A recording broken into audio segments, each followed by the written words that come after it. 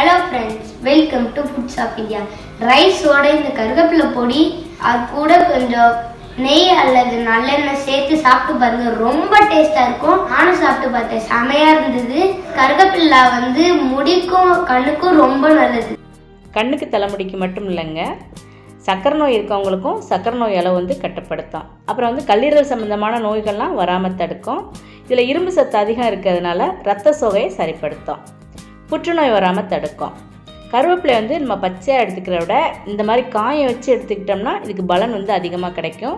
இன்றைக்கி இந்த கருவேப்பிலை பொடி ரெடி பண்ணுறதுக்கு நான் நம்ம கார்டன்லேருந்து 2 கைப்பிடி அளவுக்கு ஃப்ரெஷ்ஷாக கருவேப்பிலை பறிச்சிட்டு வந்திருக்கேன். இது மாதிரி தண்ணியில் நல்லா கழுவிட்டு அதுக்கப்புறம் அந்த மாதிரி காம்லேருந்து தனியாக பிரித்து எடுத்து வச்சுக்கலாம். இப்போ இதை ஒரு வெள்ளை துணி அல்லது பேப்பரில் போட்டு குறைஞ்சது ஒரு 2 மணி நேரம் நிழலில் நல்லா காய வச்சு எடுத்து வச்சுப்போம்.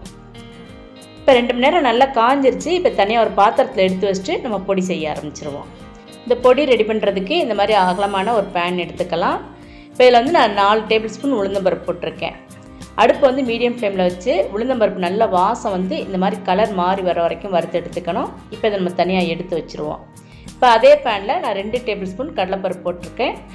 இப்போ இதையும் அதே மாதிரி மீடியம் ஃப்ளேமில் வச்சு நல்ல வாசம் கலர் மாறுற வரைக்கும் வறுத்து எடுத்துக்கணும். இப்போ நல்ல கலர் மாறி வந்துருச்சு. இதையும் தனியாக எடுத்து வச்சுருவோம். இப்போ அடுத்து அதே பேனில் 1 டீஸ்பூன் மிளகு, 1 டீஸ்பூன் ஜீரகம் போட்டு ஒரு 30 செகண்ட் மீடியம் ஃப்ளேமில் லைட்டாக வறுத்துக்கிட்டால் போதும். இப்போ 1 டேபிள் ஸ்பூன் அளவுக்கு எள் சேர்த்துக்கலாம். எள் வெள்ளை அல்லது கருப்பு எது வேணாலும் இருக்கலாம். எள் இந்த பொடிக்கு கட்டாயம் சேர்க்கணுங்கிற தேவை கிடையாது. எள் சேர்த்தோம்னா கூடுதல் சுவை கிடைக்கும். பிடிக்கலைன்னா நீங்கள் இதை சேர்த்து வறுக்க வேண்டாம். இப்போ இதையும் தனியாக எடுத்து வச்சுருவோம். இப்போ இதே பேனில் நம்ம காய வச்சு எடுத்து வச்சுருக்க கருவேப்பிலையை சேர்த்துக்கலாம். அடுப்பு நம்ம மீடியம் ஃப்ளேமில் வச்சு கருவேப்பிலை நல்ல சலசலன்னு சத்தம் வரும், அது வரைக்கும் இதை நம்ம நல்லா வறுத்து எடுத்துக்கணும். கருவேப்பிலை நம்ம எண்ணெய் சேர்த்து வறுத்தோம்னா அரைப்படுறதுக்கு கொஞ்சம் கஷ்டமாக இருக்கும். அதனால் எண்ணெய் இல்லாமல் இதை நல்லா வறுத்து எடுத்துக்கலாம். காஞ்ச இலை சருகு எந்த அளவுக்கு சத்தம் கேட்குமோ அந்த அளவுக்கு இது சத்தம் கேட்கணும். கையில் பிடிச்சோன்னா அது வரைக்கும் நம்ம அதை வறுத்து எடுத்துக்கணும். இப்போ பாருங்கள் எப்படி சத்தம் கேட்குதுன்னு, இந்த மாதிரி சத்தம் வரணும். இப்போ இதையும் நம்ம தனியாக எடுத்து வச்சிடலாம். இப்போ பேனில் 1 டீஸ்பூன் அளவுக்கு நல்லெண்ணெய் சேர்த்துக்கலாம். இப்போ இது கூட 2 கொட்டைப்பாக்கு அளவுக்கு பெருங்காயம் சேர்த்துக்கலாம். உங்கள்கிட்ட கட்டி பெருங்காயம் இல்லைன்னா பரவாயில்ல, அதுக்கு பதிலாக 1 டீஸ்பூன் அளவுக்கு தூள் பெருங்காயத்தை எண்ணெயில் கொஞ்சமாக வறுத்து எடுத்துக்கோங்க. இப்போ பெருங்காயம் நல்லா இந்த மாதிரி பொரிஞ்சு வந்ததுக்கப்புறம் இதையும் நம்ம தனியாக எடுத்து வச்சிடணும். மீதம் இருக்க அந்த எண்ணெயில் நான் ஒரு 6 மோர் மிளகாய் சேர்த்துக்கிறேன். உங்கள்கிட்ட இந்த மாதிரி மோர் மிளகாய் இல்லை அப்படின்னா அதுக்கு பதிலாக சின்ன அரை நெல்லிக்காய் அளவுக்கு புளி சேர்த்துக்குங்க. இட்லி பொடி தோசை பொடியாக சேர்த்துக்கிறோம்னா இதுக்கு புளிப்பு தேவைப்படாது. அதே சாதத்தில் கலந்து சாப்பிட்றோம்னா கொஞ்சமாக புளிப்பு டேஸ்ட் இருந்தால் தான் நல்லாயிருக்கும். அதுக்காக நம்ம புளி அல்லது மோர் மிளகாய் சேர்த்துக்கிறோம். இப்போ இது கூட காரத்துக்கு 4லேருந்து 5 மிளகாய் வத்தல் சேர்த்து இதை நல்லா வறுத்து எடுத்துக்கலாம். தேவைப்பட்டால் நீங்கள் கொஞ்சம் எண்ணெய் சேர்த்துக்குங்க. இப்போ இதையும் நம்ம தனியாக எடுத்து வச்சுட்டு இப்போ அதே பேனில் இந்த பொடிக்கு தேவையான அளவு உப்பு சேர்த்துக்கணும். உப்பு அந்த தண்ணி சத்து அடங்குற வரைக்கும் வறுத்து எடுத்துக்கலாம்.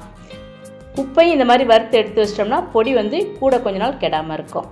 இப்போ எல்லாம் வறுத்து எடுத்தாச்சு. இது எல்லாம் நல்லா ஆறுனதுக்கப்புறம் இப்போ மிக்ஸி ஜாரில் போட்டு அரைச்சி எடுத்துக்கணும். கருவேப்பிலை தவிர மீதி எல்லாத்தையும் முதல்ல மிக்ஸி ஜாரில் சேர்த்துக்கலாம். கருவேப்பிலை கடைசியாக நம்ம அரைச்சி எடுத்துக்கலாம். இப்போ எல்லாம் மிக்ஸி ஜாரில் சேர்த்ததுக்கப்புறம் இதை முதல்ல கோர்ஸாக அரைச்சி எடுத்துப்போம்.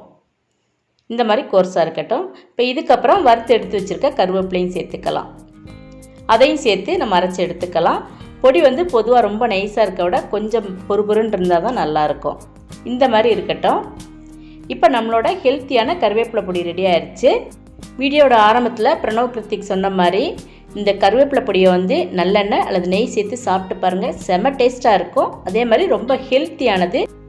சின்ன வயசுலேயே கண்ணாடி போட வேண்டிய சூழ்நிலை இருந்தாலோ அல்லது தலைமுடி ரொம்ப கொட்டினாலோ அல்லது இளநரை வந்தாலோ இந்த கருவேப்பிலை பொடியை இன்னிலேருந்தே எடுத்துக்குங்க. இதை சாதத்துக்கு தான் எடுத்துக்கலாம் கிடையாது, இட்லி தோசைக்கு சைட் டிஷ்ஷாகவும் நம்ம எடுத்துக்கலாம். சாதத்தோடு கலந்து சாப்பிட்றதுனா டெய்லி 1 கைப்பிடி சாதத்தோட தேவையான அளவு இந்த பொடி சேர்த்து எண்ணெய் அல்லது நெய் சேர்த்து சாப்பிட்டு பாருங்கள், நல்ல பலன் கிடைக்கும். இன்றைக்கே இந்த பொடியை நீங்களும் ட்ரை பண்ணி பாருங்கள், எப்படி இருந்துச்சுன்னு கமெண்ட்ஸில் சொல்லுங்கள். இந்த வீடியோ உங்களுக்கு பிடிச்சிருந்ததுன்னா ஃபுட்ஸ் ஆஃப் இந்தியா சேனலை சப்ஸ்கிரைப் பண்ணி சப்போர்ட் பண்ணுங்கள். தேங்க்ஸ் ஃபார் வாட்சிங்.